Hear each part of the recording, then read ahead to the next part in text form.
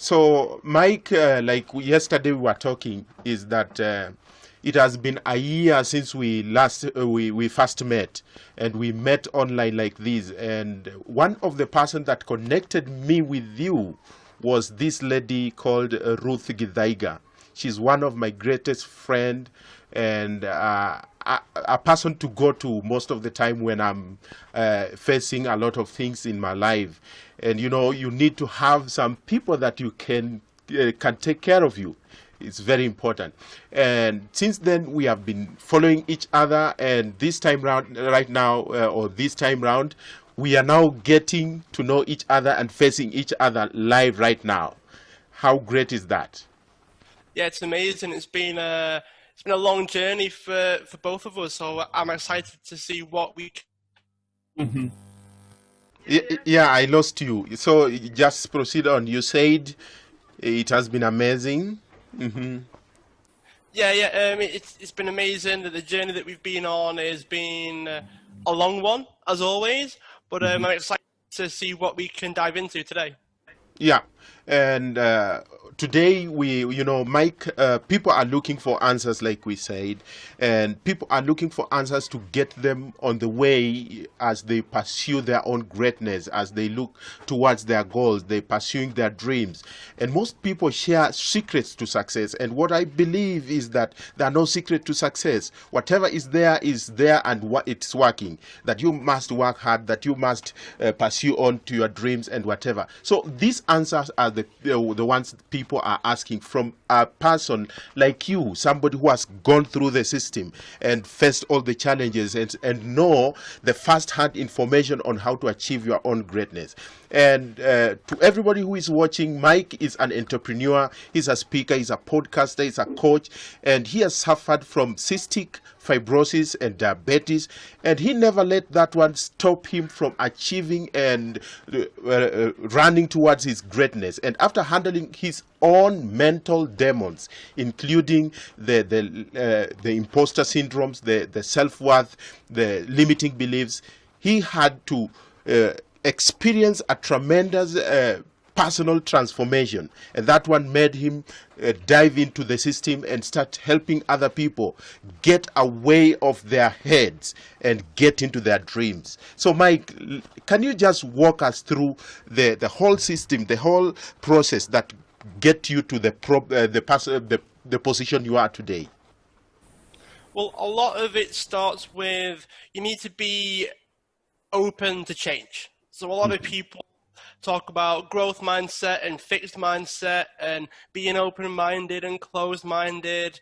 And a big part of starting that, a big part of getting the ball rolling, because a lot of people struggle to get started, but once things get going, once the momentum does start to build, you start to think, well, it's just a case of, as you said, working hard, which is just another word for doing everything that you can. Doing everything that it takes to get to that space that you want to be. But it starts with, you've got to understand that you need to be wrong in some areas. So a lot of people are so fixated on, or they're holding on to what they think is true. They're holding on to the way that they think things are. And the only way you can really change those is if you first understand that you're wrong. And that's a very difficult thing to do. So our pride gets in the way, our ego gets in the way, we don't like being wrong. Most people would rather be right than effective, than achieving their goal. It's like if you're having an argument with someone, are you trying to win the argument, or are you trying to actually convey the truth? So are you telling the truth, or are you just trying to win? And most people are just trying to win without realizing that they're holding on to things that aren't true. That's great, Mike. And so, Mike, passing or getting on through all this process, what inspires you to become the person you are? What inspires you to help other people also achieve greatness as a coach? Well, when I first started, it was tennis at first. That was my first coaching experience. And when you're 15, you work for free because you don't have any skills yet. You don't have the stripes, if you will. So at the club that I was a player at, I was also a coach at, and the feeling that you get when you help someone. So at the time I was coaching children tennis, and when they got better, excuse me, when they got better, I felt really good. So like, I want to keep doing this. This is amazing. I love the feeling that I get when I make other people feel good and improve other people, and I've been chasing that ever since. So it was why I became a personal trainer, online health person. How I can help people has grown and changed and shifted as I have. Yeah. Thank you, Mike, and that is really great. It's good to hear from somebody who has gone through the process and also get that first-hand information and get you to know what process are these people taking to achieve what they achieve. You know, most people are not willing to do the work. Most people are not willing to persist. Most people are not willing to stick into the process and get the things that they want out of their lives.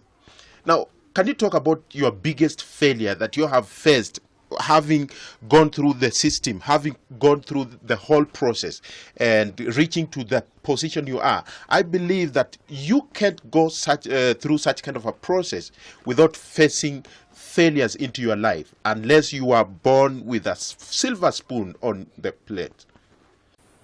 Biggest failure that has been not taking action.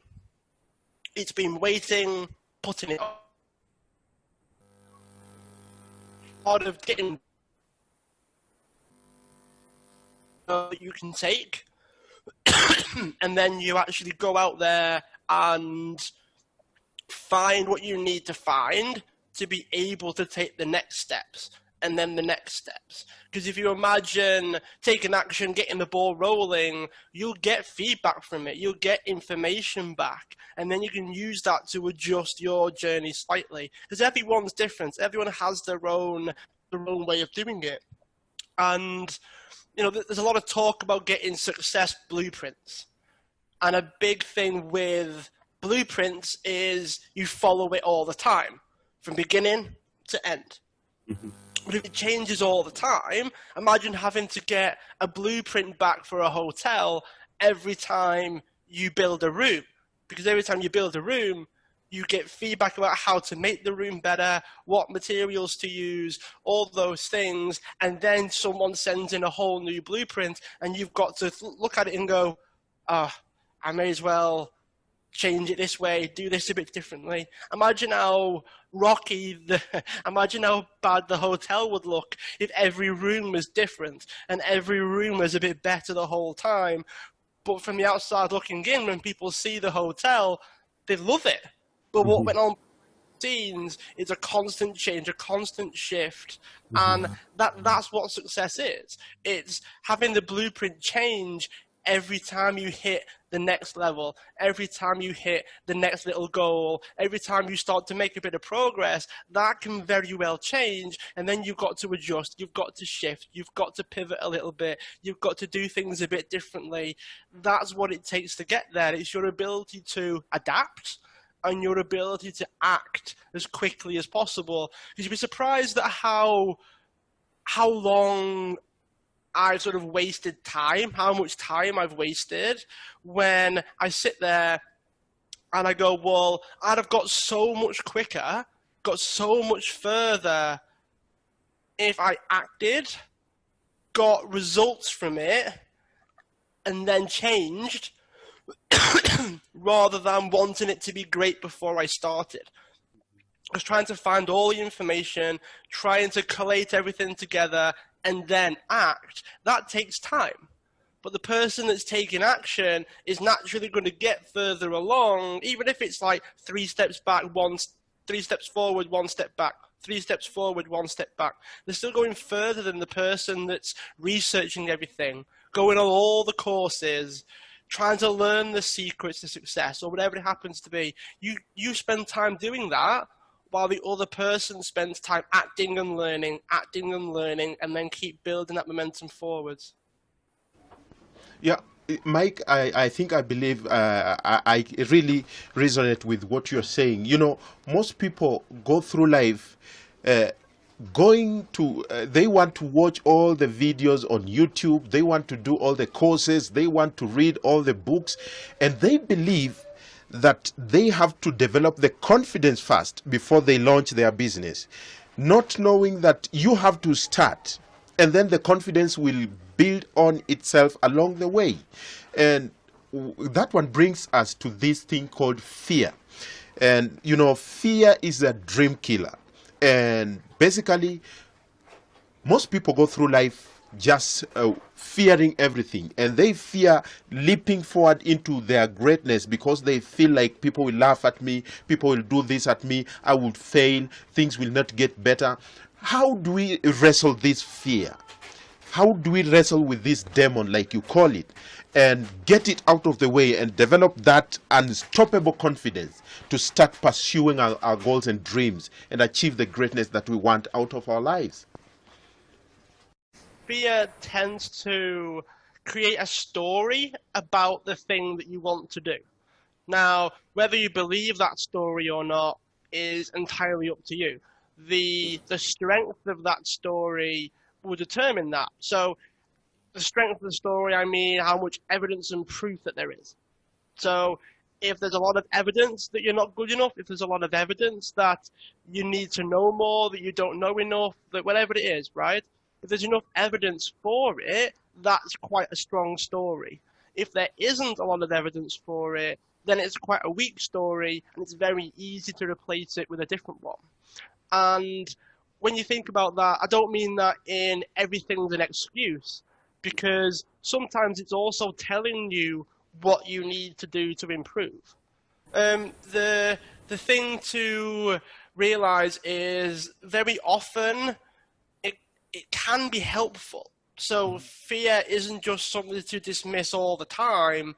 It can be helpful to understand what it is, understand where it's coming from, because a lot of people say, oh, it's just an excuse, or it's just fear, or it's just whatever it is. Very dismissive as well. You can't just brush it off. It's like telling yourself that you're amazing, telling yourself that you'll be okay, and you jump out of a plane without a parachute. But you tell yourself everything will be okay. Well, no, you're going to come crashing down, hit the floor, and you're probably going to kill yourself. So fear can be helpful. Fear can teach you things. Fear can put you in a position whereby it gives you your blueprint. Like when I had a fear of not being good enough, not liking how I sounded, all those things. I had all that.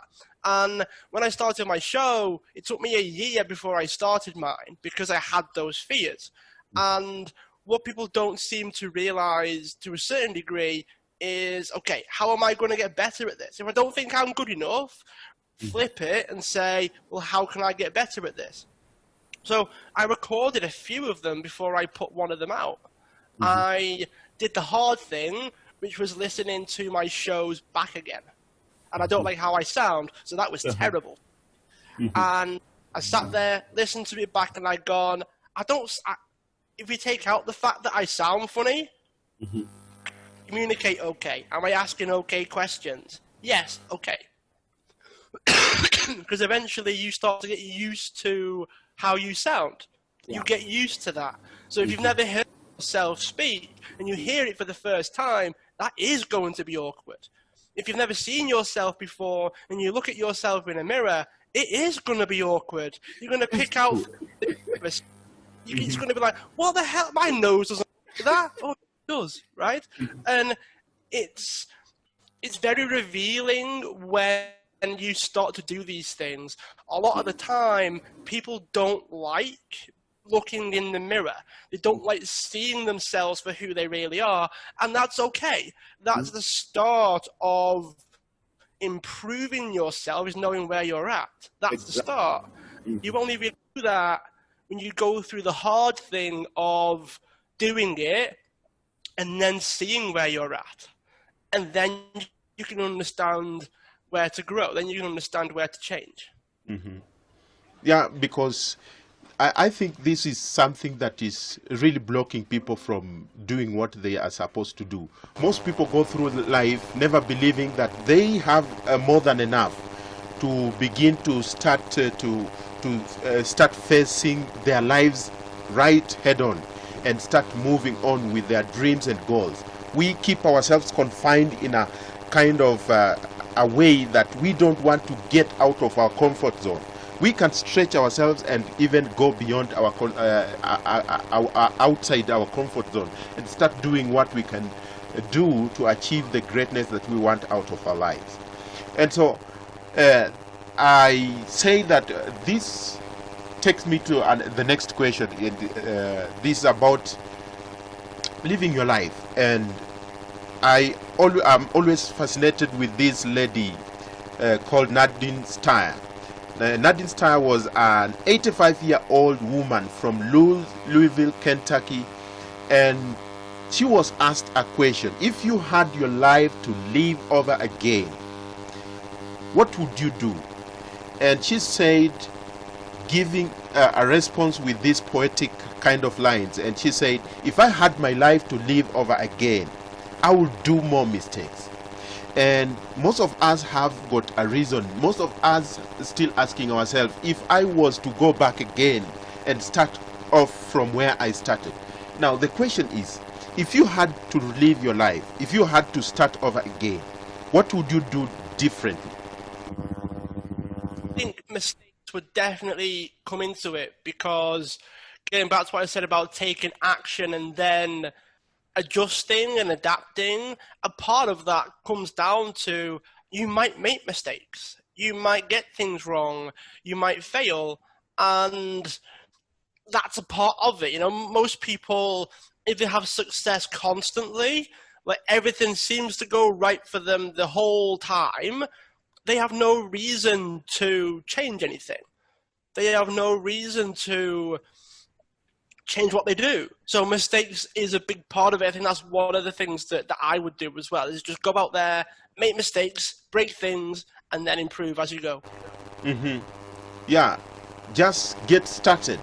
And if we want to get ourselves that everything must be right, we must be perfect in whatever we do, we can't acquire whatever we want out of life. Is it possible that we can acquire something that, if we want everything to get right, is it possible that we can make a leap ahead and do something with our lives? If you think about what people generally aren't prepared to do, and a lot of the time it comes down to making mistakes. So if no one wants to make mistakes, they're less likely to take action. But if they make mistakes, they'll make progress and learn and grow and develop. So you can achieve something by making the mistakes and learning from them.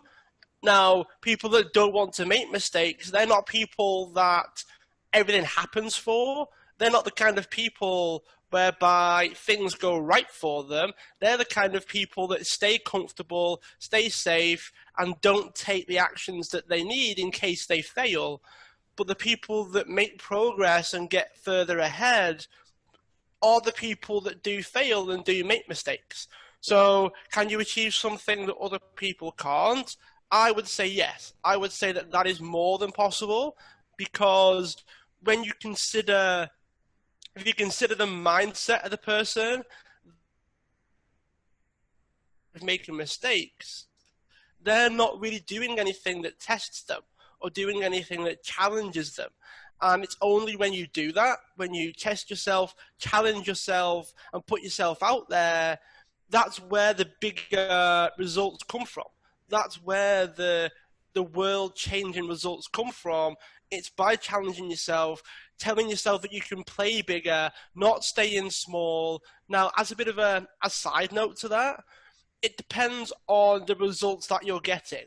So, as an idea, just as a brief thing to point out, if what you're doing is fulfilling you, you're happy, you're achieving what you want to achieve, making the mark that you want to make, and it's comfortable, then that's amazing. The thing to think about is it's for people that aren't currently doing that. It's for people that aren't fulfilled, aren't happy, they're not making the impact they want to make, they're not putting themselves out there in the way that they want to do that. In order to do that, you're going to have to do new things. You're going to have to do something for the first time, and then the second time. And in order to do that, you've got to be prepared to fail in order to actually get to the success. And Mike, what you do is, I think the position that you put yourself is helping people become better in their lives. And in this, at the end of that, what comes back to you?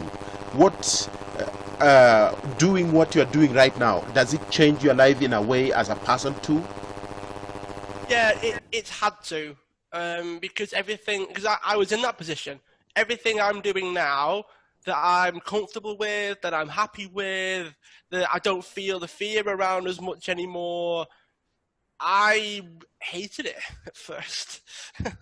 I didn't want to do it. It was scary. I sounded funny. I didn't like how I looked. All those things was a reality for me.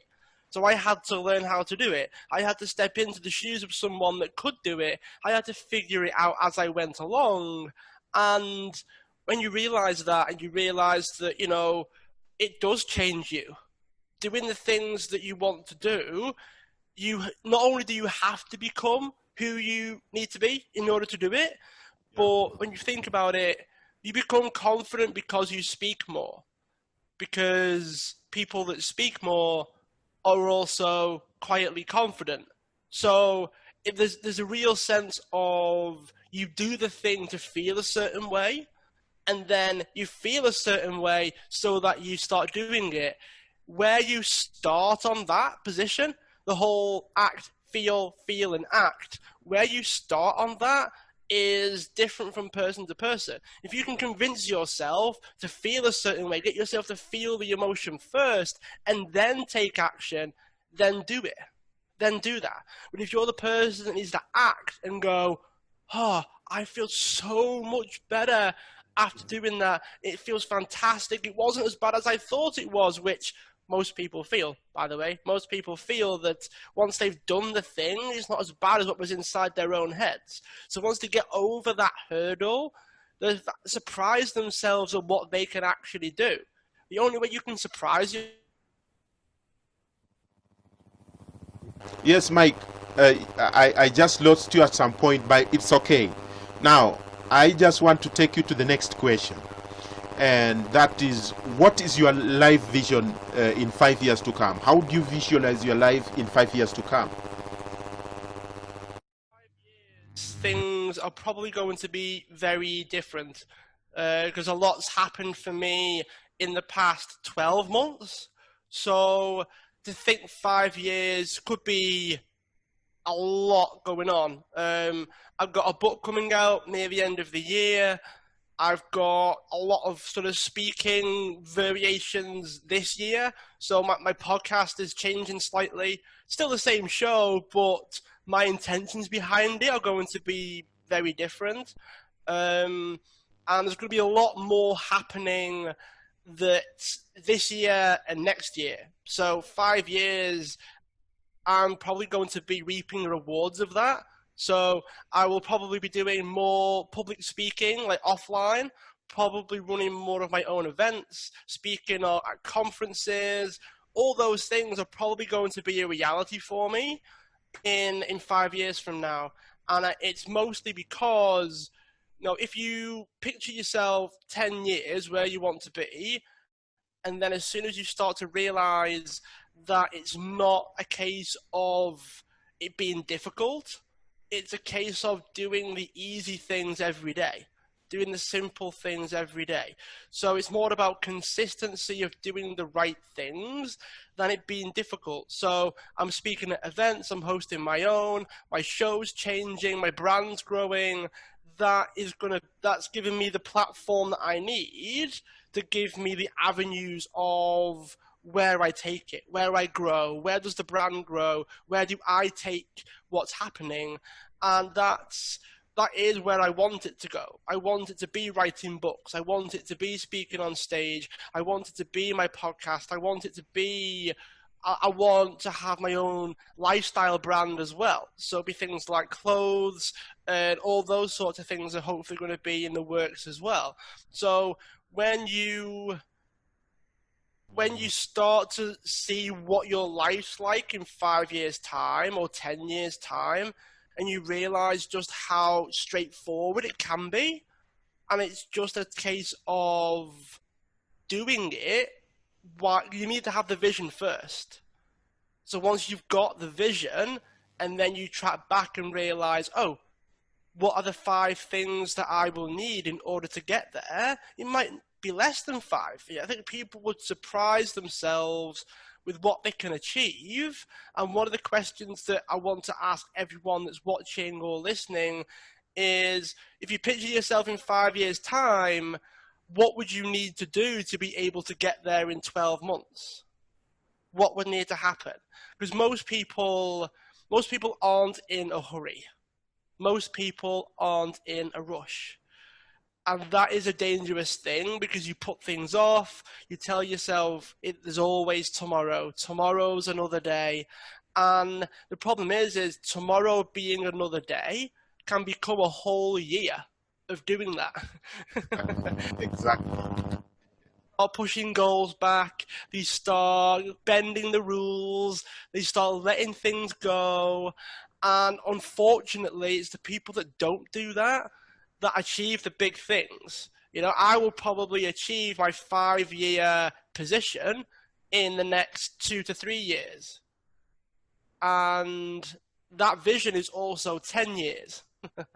So if you think, okay, in 3 years from now, I'll probably be in the 10-year position. That's because you have the vision.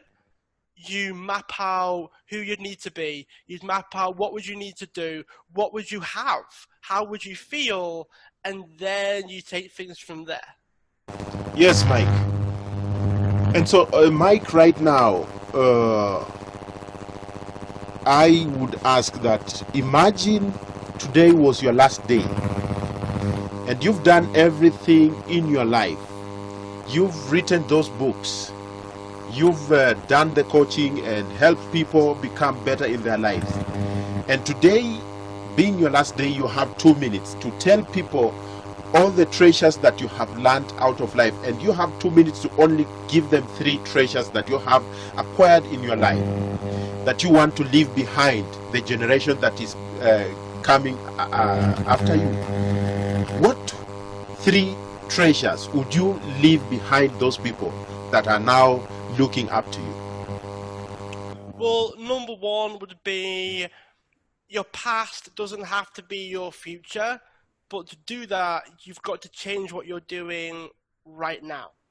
So when you think about, okay, how do I improve myself and change my future, it starts now. It doesn't start in the past. You can't change the past.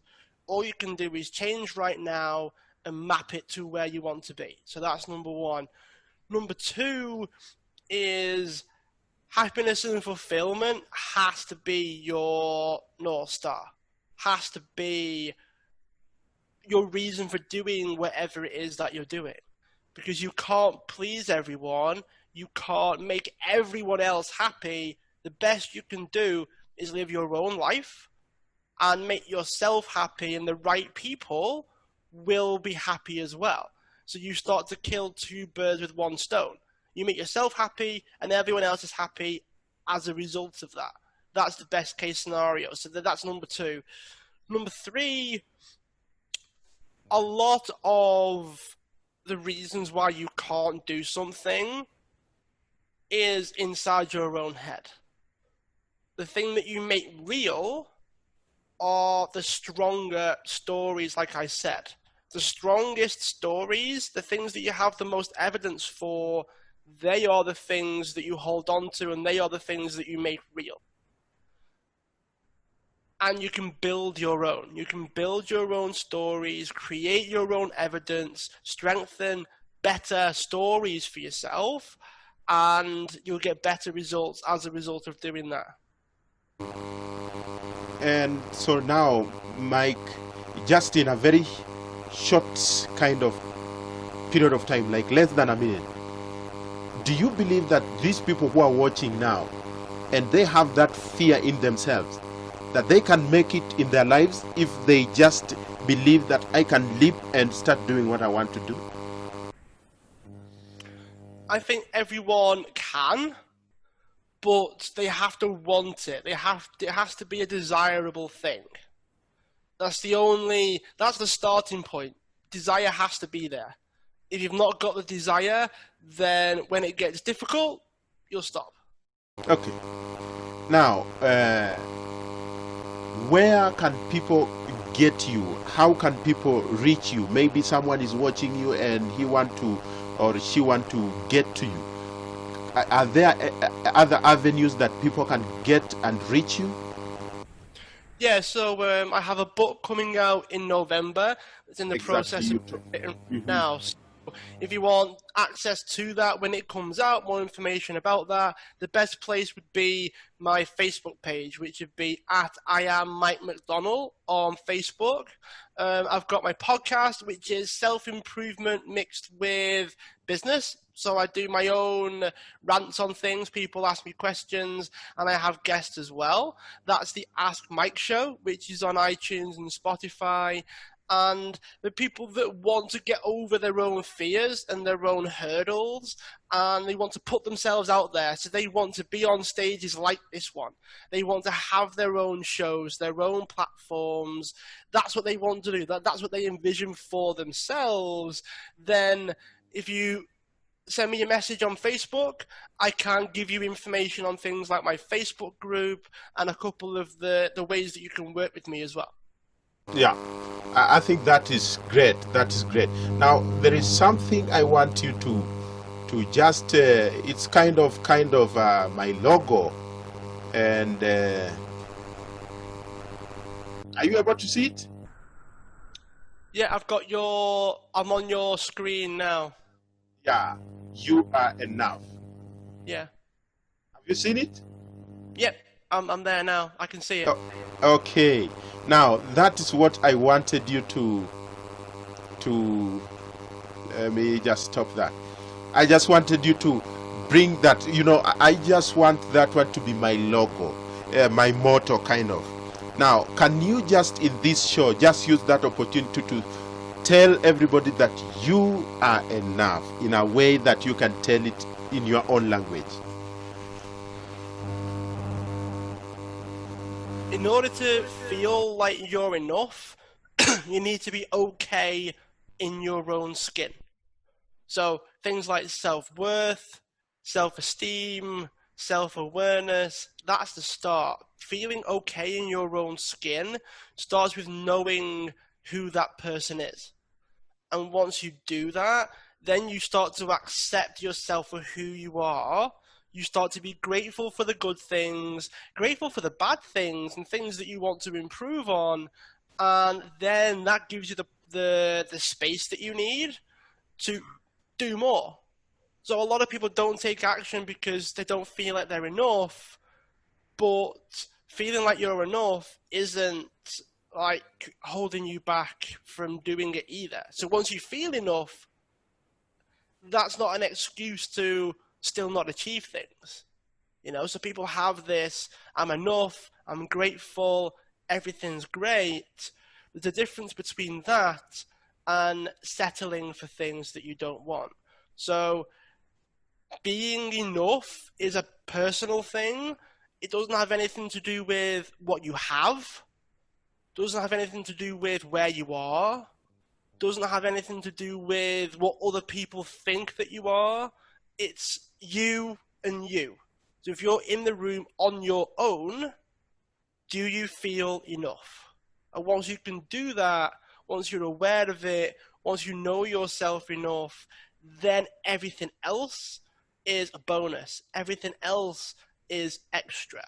And once you feel like that, once you feel enough and everything is a bonus, everything becomes amazing.